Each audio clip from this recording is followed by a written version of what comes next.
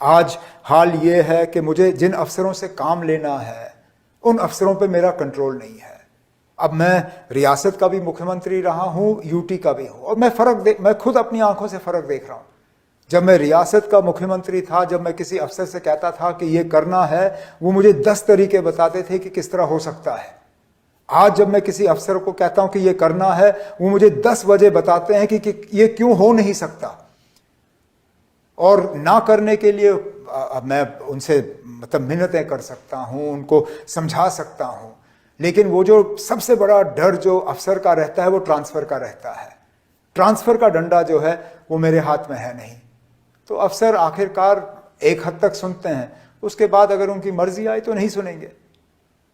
तब 2009 से 14 तक जब आप चीफ मिनिस्टर थे तो लॉ एंड ऑर्डर तो आपके हाथ में था। आपसे मैं पूछना चाहता हूं कि जो लाइन ऑफ इंफॉर्मेशन, जो सोर्सेज ऑफ इंफॉर्मेशन, वो आपके हाथ में थी, इन अ सेंस कि आप तक पहुंच भी जाती थी।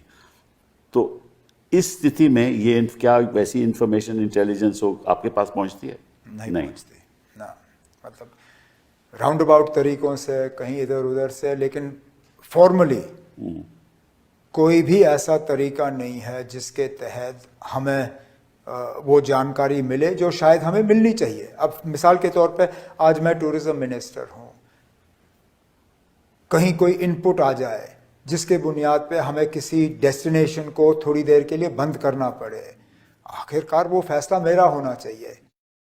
मुझे पता होना चाहिए कि कौन सी ऐसी जानकारी है जिसके बुनियाद पे फैसला लिया गया है। लेकिन वही इसलिए मैं कह रहा हूं कि ये सिस्टम जो है ये नाकामयाब सिस्टम है, खासकर जम्मू कश्मीर जैसे इलाके के लिए जहां नॉर्मल सी नाम की कोई चीज़ वैसे है नहीं। यहाँ पे कंपार्टमेंटलाइज और पिजन होल करना ये नुकसानदेह है।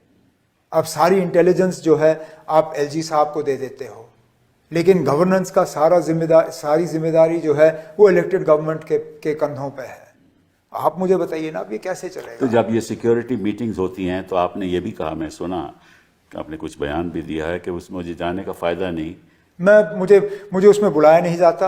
अच्छा, और मैं अपनी जगह नहीं बुलाया जाता। आपके इलेक्टेड हैं लेकिन अब नहीं बुलाया जाता। और मैं इस बात से भी मुझे आपत्ति नहीं है, क्योंकि अगर आप मुझे बुलाओगे सिर्फ वहां पे बिठाने के लिए ताकि मेरा चेहरा दिखे वहां पे, लेकिन फैसलों पे आप मुझे शामिल नहीं करोगे, तो बेहतर है कि मैं वहां ना ही रहूं। कम से कम फिर मैं खड़े होकर ये कह सकूं कि ना ये मेरी गलती नहीं है। कश्मीर की